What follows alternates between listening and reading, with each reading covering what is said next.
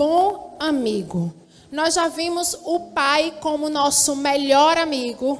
Já vimos o Filho como nosso verdadeiro amigo. Já vimos o Espírito Santo como nosso amigo fiel. E hoje nós vamos falar sobre igreja, um lugar de amigos e irmãos. Ter amigo, para mim, é uma graça de Deus. É um presente que o Senhor nos dá. Ter amigo é você ter alguém para contar, alguém para chorar, alguém para sorrir, alguém para caminhar com você, para te ajudar, para facilitar a sua vida. Quem tem amigo aqui nessa noite? Levanta a mão. Quem tem aquele amigo que você conheceu e Deus te presenteou aqui neste lugar? Levante a mão. Faz um coração para o teu amigo. Se ele estiver aí do teu lado, diz a ele a importância que ele tem para a sua vida. Porque teu amigo é bom, viu? É ou não é? Ter amigo é importante para a nossa vida. Porque se não fosse importante, Jesus não teria tido amigos. Jesus não teria nos ensinado com os seus relacionamentos enquanto esteve na terra. Ter amigo é muito bom. E deixa eu te dizer uma coisa. Tem um lugar onde a gente encontra esses amigos. Sabe que lugar é esse? A igreja do Senhor. E nós vamos aprender um pouco com um exemplo da igreja primitiva. Um exemplo de reino. Um exemplo de amigos e irmãos que viviam juntos e tinham tudo em comum. E um bom amigo que era Jesus. Abram as suas Bíblias, por favor, em Atos dos Apóstolos, no capítulo 2, a partir do verso 42.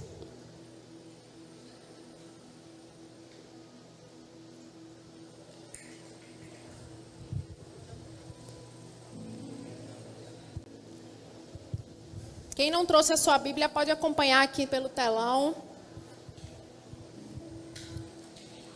A palavra diz assim: eles se dedicavam ao ensino dos apóstolos e à comunhão, ao partir do pão e às orações. Todos estavam cheios de temor e muitas maravilhas e sinais eram feitos pelos apóstolos. Os que criam mantinham-se unidos e tinham tudo em comum. Vendendo suas propriedades e bens, distribuíam a cada um conforme a sua necessidade. Todos os dias continuavam a reunir-se no pátio do templo. Partiam o pão em suas casas e juntos participavam das refeições, com alegria e sinceridade de coração, louvando a Deus e tendo a simpatia de todo o povo. Para concluir, o texto diz: e o Senhor lhes acrescentava diariamente os que iam sendo salvos. Glória a Deus. Eu lendo para você como se comportava os cristãos na época da igreja primitiva. Você consegue enxergar essas características na sua igreja? Você consegue? Eita, que silêncio. Eu consigo, viu? Vou contar uma coisa para vocês. Em agosto, eu faço 15 anos que o amor me encontrou. 15 anos que o evangelho chegou na minha vida, que Jesus transformou o meu viver. E eu vivi isso dentro de uma igreja. Foi uma experiência incrível. Eu adquiri muitas experiências espirituais naquela igreja, mas também muitas experiências difíceis. E chegou o tempo do Senhor me tirar de lá e eu ser movida para um outro lugar. E eu dizia: Deus, olha, tem que ser um lugar que me apresente o evangelho, que eu consiga enxergar características do teu amor nesse lugar. E aprove ao Senhor me trazer a este lugar. E o dia que a gente escolheu, a nossa família, a gente não conhecia como se movia a igreja. A gente chegou aqui 5 horas da tarde, numa volta de encontro. Quem sabe como é a volta de encontro, sabe que não começa de 5 horas. E a gente ficou aqui, tinha 2 voluntários no dia, eles trabalhando. Eu acho que eles entenderam, menino, chegaram cedo para garantir o lugar. E a gente aqui esperando. Esperamos 1 hora e um pouquinho mais para que pudesse iniciar, porque era o horário previsto. A gente aqui não sabia. E hoje, contando para vocês, o dia que eu cheguei aqui nesse lugar, eu consigo ver que o Senhor queria, de fato, me chocar, no bom sentido da palavra. O Senhor queria, de fato, me revelar que o lugar que eu iria encontrar essas características era esse lugar. Desde aquele primeiro dia que nós pisamos aqui, a nossa família tomou a decisão de servir ao reino aqui nesse lugar. Porque aqui nós encontramos, através das vidas das pessoas que estavam naquele dia, das pessoas que estavam servindo, dos pastores, daqueles que serviram no encontro, dos testemunhos que foram encontrados naquela noite, naquele lugar, nesse lugar, impactou a nossa vida. E daquele dia em diante, nós passamos a entender que esse era o lugar que nós iríamos encontrar as características da igreja primitiva, as características de um lugar de amigo e irmão, que vivem unido e tem tudo em comum. Sendo assim, eu gostaria de compartilhar com vocês essas características dessa igreja.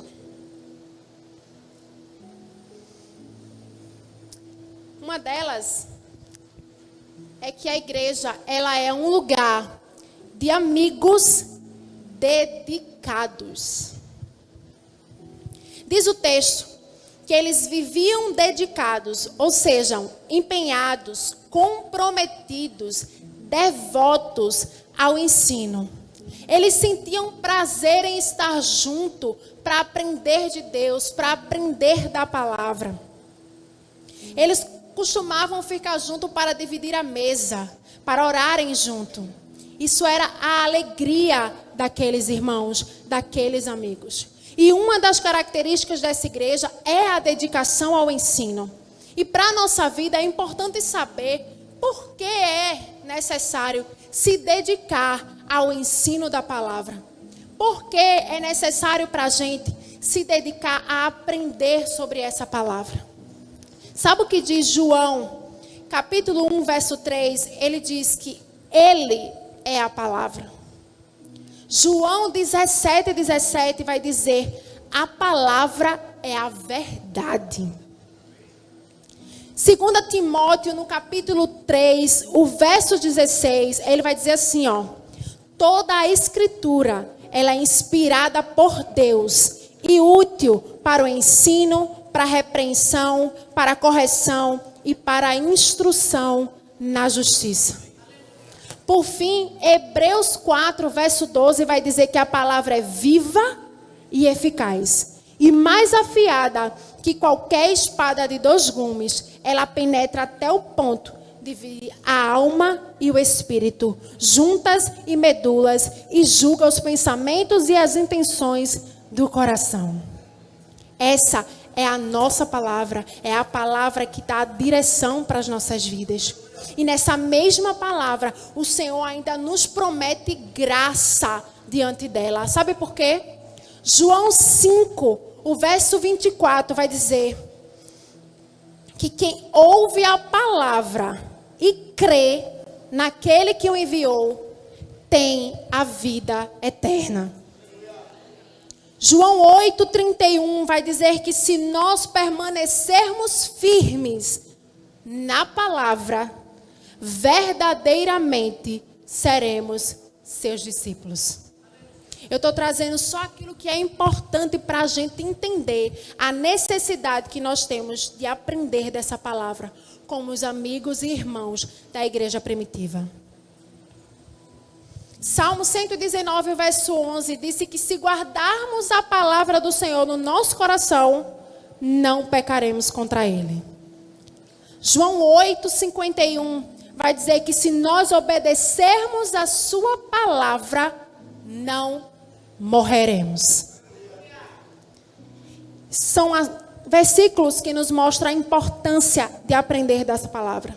Agora, tudo isso só nos é dado mediante a dedicação à sua palavra, ao relacionamento com ela.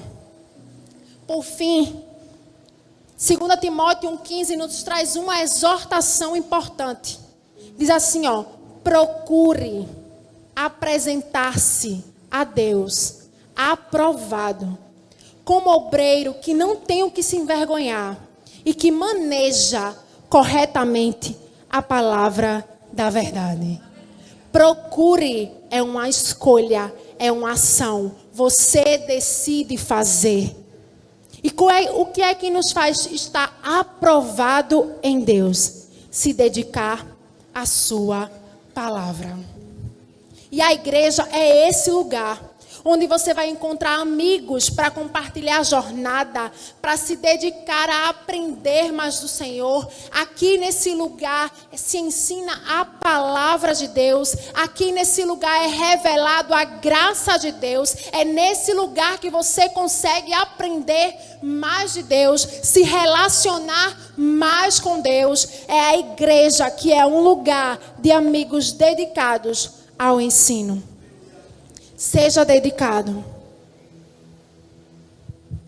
A igreja é um lugar de amigos cheios de temor. A palavra diz que eles viviam juntos muitas maravilhas. Eles podiam compartilhar os sinais feitos pelos apóstolos, diz o texto. Eles viveram grandes experiências espirituais juntos. Mas o interessante é que o texto ele inicia o versículo dizendo assim, todos estavam cheios de amor. Não, o texto não diz os apóstolos estavam cheios de temor. O texto diz todos estavam cheios de temor. E temer ao Senhor é respeitá-lo, é honrá-lo, é dar-lhe o mérito merecido, a glória que é só dele. Eles viviam junto todas essas maravilhas, mas eles entendiam que se não fosse o Senhor sobre a vida dos apóstolos, nada teria sido feito. Nada teria acontecido, nada eles poderiam ter vivido. Eles entendiam que tudo vinha do Senhor e que os que permitia ele viver aquela experiência era o favor do Senhor. Ser cheio de temor é crer nele, é depender dele, é saber que sem ele nada somos e nada temos. Sabe o que é que diz João, capítulo 1, verso 13? Todas as coisas foram feitas através dele. Sem ele, nada do que existe teria sido feito. E esse nada também fala da gente, porque nós somos criação dele. Então, se hoje nós estamos aqui, se hoje nós podemos adorar, se hoje nós podemos louvar ao Senhor, é porque ele fez, porque ele permitiu. É a graça do Senhor sobre as nossas vidas, porque sem ele nada somos e nada podemos fazer. João 15:5, a parte B final do versículo vai dizer: sem mim nada podeis fazer. Nada. Se você encontra algo de bom em você, eu sou isso, eu sou aquilo, eu sou maravilhosa, entenda que é a graça de Deus sobre a sua vida. Porque se não fosse ele, você não seria nada. Tudo que há de bom em você é o Senhor em você. Mas o Senhor, ele nos deixou uma palavra, nos encorajando a viver coisas ainda maiores do que ele mesmo fez. Isso está em João capítulo 14, verso 12 ao 14. E eu vou ler para vocês. Jesus falando, diz assim, ó: digo-lhes a verdade, aquele que crê em mim fará também as obras que eu tenho realizado. Fará coisas ainda maiores do que esta, porque eu estou indo para o Pai. E eu farei o que vocês pedirem em meu nome, para que o Pai seja glorificado no Filho. O que vocês pedirem em meu nome, eu farei. O texto deixa claro que para vivermos coisas ainda maiores, nós precisamos crer. O texto diz. E há um texto que eu costumo dizer sempre, que é que quem crê, vê a glória de Deus. Quanto poder há em você crer?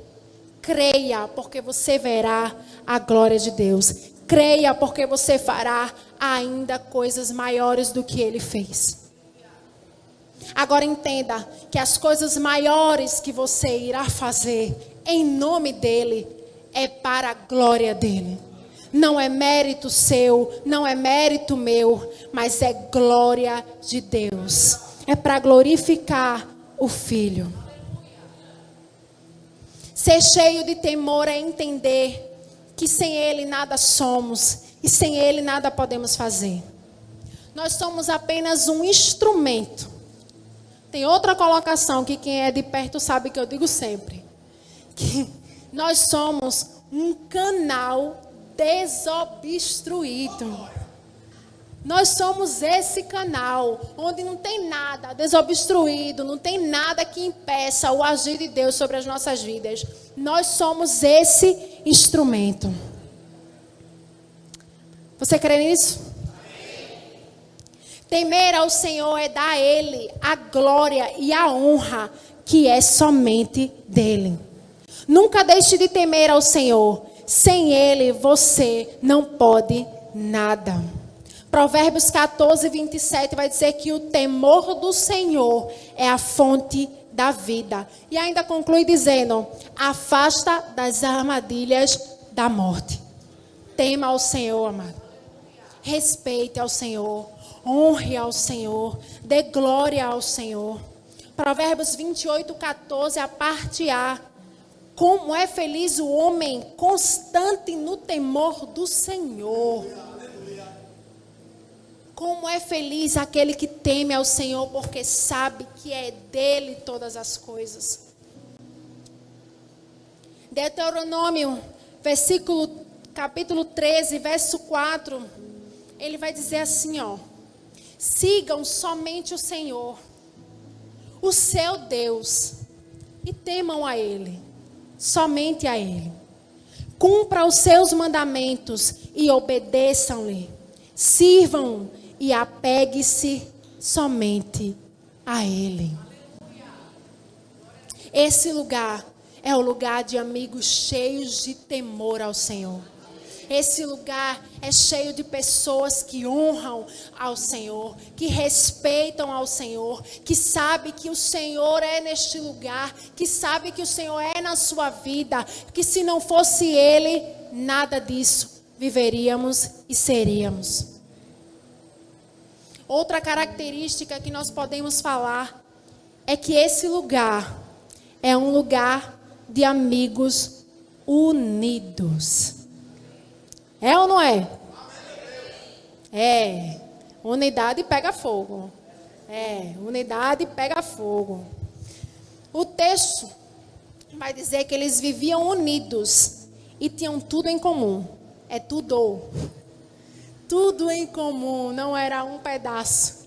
Era só essa área. Era só a área sentimental. Era só as finanças. Não. É tudo. Eles tinham tudo em comum.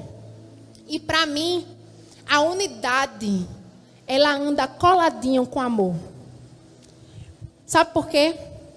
Um dos maiores mandamentos do Senhor para as nossas vidas é: amem-se uns aos outros como eu os amei. E unidade é o quê? Ser um. Tem como você ser unido e não amar? Não tem. Fica difícil. Mas o Salmo 133, o verso 1 vai dizer: bom e agradável quando os irmãos convivem em união. E quem lê esse salmo, porque a gente se apega muito aos salmos mais famosos, né? Mas o mesmo salmo, na parte final dele, ele diz assim, ó, a parte B do último versículo: ali o Senhor concede a bênção da vida para sempre.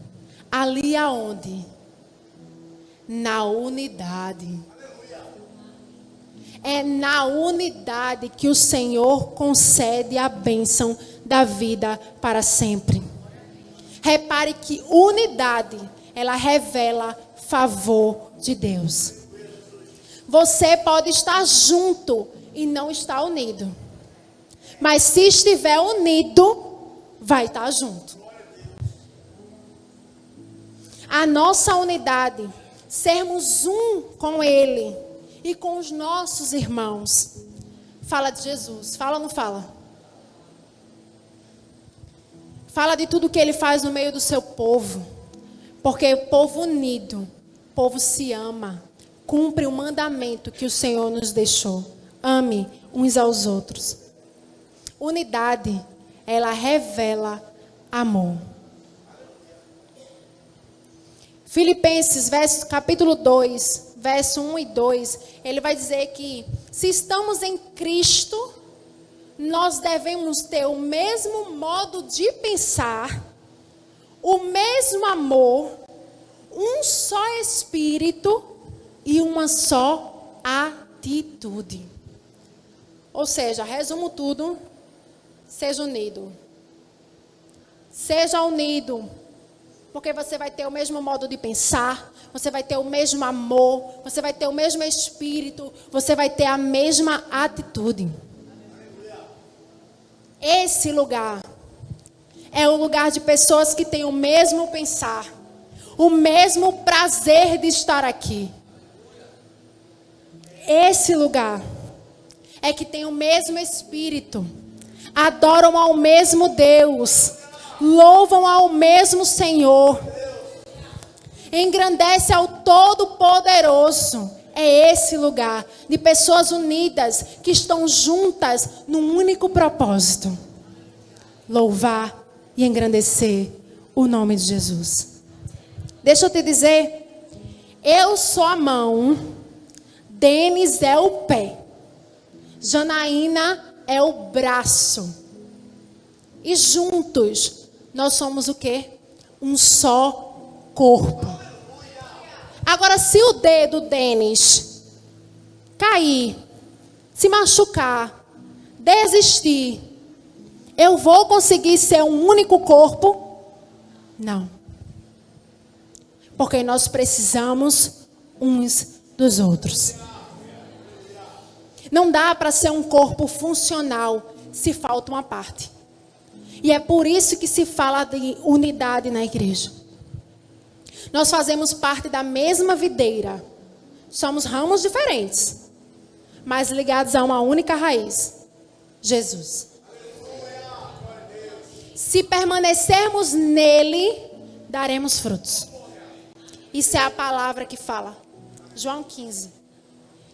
Que se permanecermos nele, daremos muito fruto. E a unidade é uma área tão atacada, né, não? É uma área difícil, porque nós vivemos um tempo em que tudo machuca, tudo dói, tudo é difícil. Não olhe, você passar por alguém e não olhar, pronto, acabou-se. Você não serve mais para nada, acabou toda a sua história de amizade. Não fale no WhatsApp, porque acabou. Coitada de quem falar comigo. Aí sofreu um bocadinho. Né não? Sofro. Que eu demoro que só para responder. Mas hoje a gente vive num tempo como esse. De tudo é muito... Vamos brigar. Deixar de falar. Porque tudo é muito difícil. Então a unidade é difícil de se manter. E é por isso que Efésios, capítulo 4, verso 3, vai nos exortar dizendo: façam todo o esforço para conservar a unidade do Espírito pelo vínculo da paz.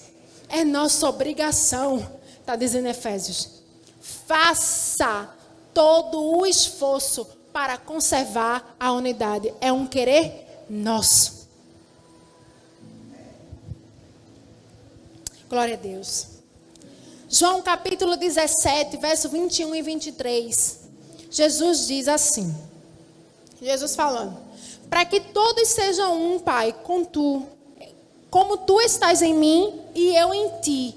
Que eles também estejam em nós.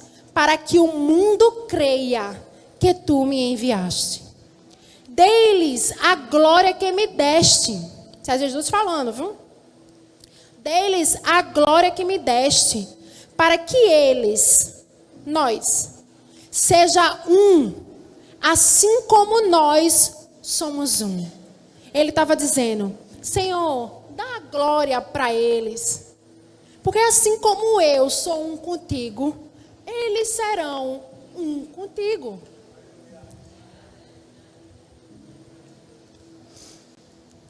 Aí ele diz, que eles sejam levados à plena unidade, para que o mundo saiba que tu me enviaste e os amaste como igualmente me amaste. A nossa plena unidade fará com que o mundo conheça Jesus. Era isso que Jesus estava dizendo aqui. Que a nossa plena unidade faria o nome do Senhor ser conhecido. Faria com que soubesse que Ele foi enviado como um plano perfeito, com um amor indescritível. A nossa unidade revela isso. Unidade revela amor, fraternidade, generosidade. Revela Jesus. Mantenha seu coração alinhado. Ei, amigos, se unam. Esse é um lugar de unidade.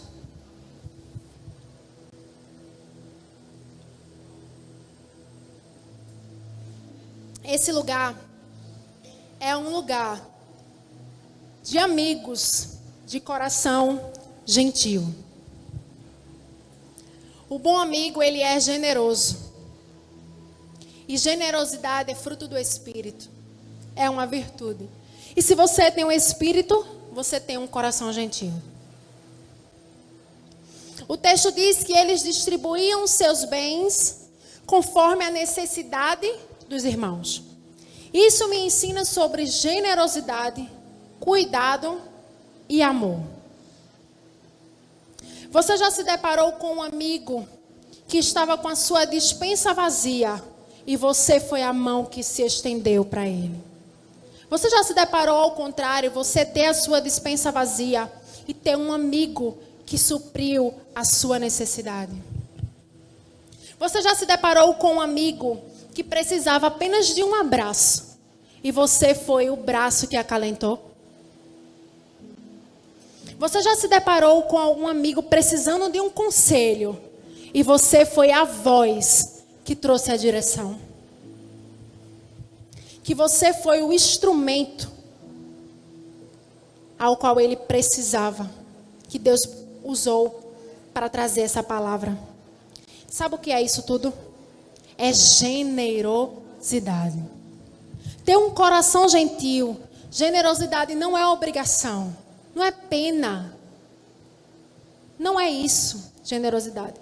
Generosidade é a convicção daquele que está em você, que você recebe de graça e de graça você dá. Jesus, ele foi um homem extremamente generoso e nos ensinou com a vida sobre ser gentil. Ele se sacrificava em nome de muitos. Não se esqueça que enquanto ele estava aqui na terra, ele sofria as dores que você sofre. E muitas vezes ele se sacrificava em nome daqueles que estavam acompanhando. E o maior ato de generosidade e amor foi a entrega de Jesus naquela cruz. Para quem esteve com ele lá e por todos aqueles que ainda irão a crer. Essa entrega de Jesus naquela cruz foi para você que está aqui nessa noite e não conhece esse amor, que não foi alcançado por esse amor ainda. essa entrega na cruz, essa generosidade, esse ato de amor à sua igreja que Jesus fez, se sacrificando naquela cruz, foi por amor a você, que ainda há de crer nele.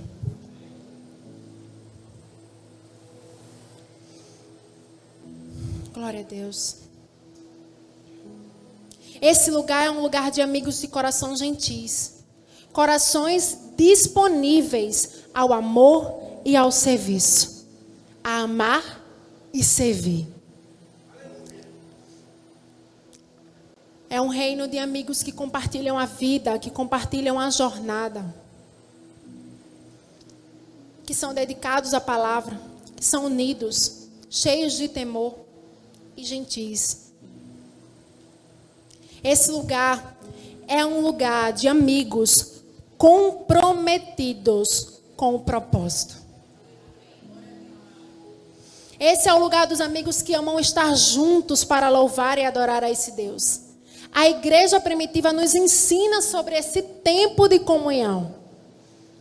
Porque o texto vai dizer o quê? Que eles se reuniam todos os dias para louvar ao Senhor. É indescritível a atmosfera desse ambiente quando os santos se reúnem nesse lugar. É indescritível quando o Senhor abre os céus neste lugar. É indescritível quando a glória e o poder do Senhor invade os corações daqueles que estão aqui, disponíveis em adoração ao Senhor. Não tem como descrever essa experiência. Ela é única e é sua. O texto diz que eles se reuniam todos os dias, louvando a Deus e tendo a simpatia daqueles que estavam lá. Eu fico imaginando o prazer que eles tinham em estar juntos todos os dias. Irmãos, não devia ser fácil para eles, não. O tempo era difícil. Nós temos a permissão, a facilidade de adorar ao Senhor livremente. Países aqui não podem nem ter uma Bíblia no celular, não pode. Nós temos a liberdade de estar aqui neste lugar. Um lugar comprometido com o propósito. E aí o texto da igreja primitiva fala que eles se reuniam todos os dias. Se a semana estiver cheia, eita, qual é o culto que eu vou faltar? Porque a semana está muito cheia. Eles se reuniam todos os dias e não eram por obrigação. Eles tinham prazer em estar juntos. Eles tinham prazer em compartilhar a mesa. Eles tinham prazer em adorar e louvar ao Senhor juntos.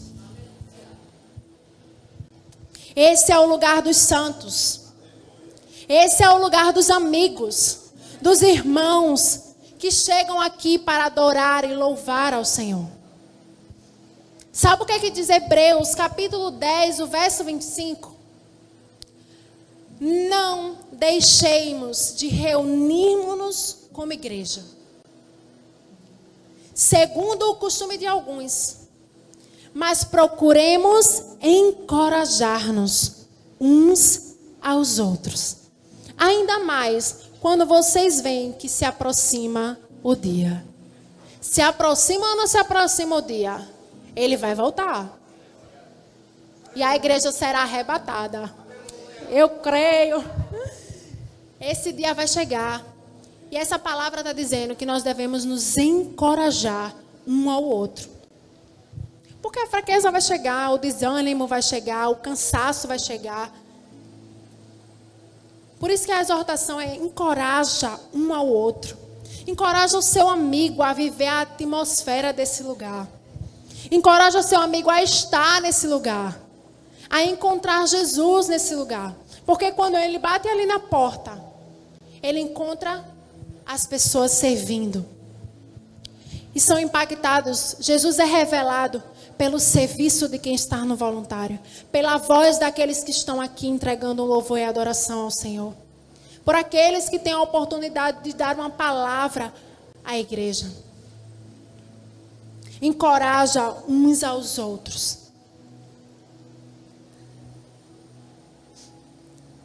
Esse é o lugar. A igreja primitiva, ela perseverava junto para o propósito que foi entregue à igreja. O fim do texto vai dizer que o Senhor lhe acrescentava diariamente os que iam sendo salvos.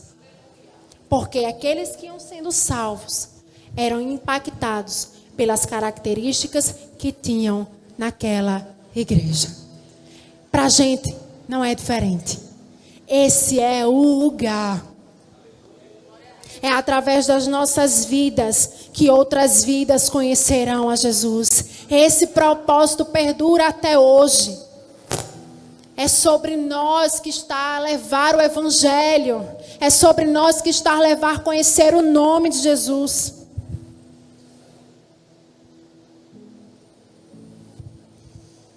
A igreja, a nossa igreja, ela é um lugar de amigos. É um lugar de irmãos. Amigos que escolhem dedicar-se a aprender a palavra de Deus, a se relacionar com Ele, a dedicar-se à oração, a serem cheios de temor, a fazer maravilhas e prodígios em nome dEle. Um lugar de amigos unidos, que têm tudo em comum, que são generosos, compassíveis, que compartilham o mesmo lugar, mas com um único propósito. O lugar é o lugar de adoração ao Senhor, dedicando a Ele, para que outras vidas possam conhecer desse amor. E deixa eu te dizer que essas características apresentadas na igreja, nos amigos, nos irmãos, no reino de Deus, só existe através de uma coisa: do amor. Do amor que nos alcançou, do amor que nos abençoou, do amor que nos fez conhecer Jesus. Esse amor é o amor do Pai. Esse amor é o amor do nosso Pai. Um amor incondicional que nos fez um com Ele. Que a nossa vida exale ao Senhor. Que a nossa vida seja uma vida de amigos, de reinos, de igreja, que são unidos, dedicados ao ensino, que são gentis, que são cheios do temor, entregando a Ele a honra que é devida.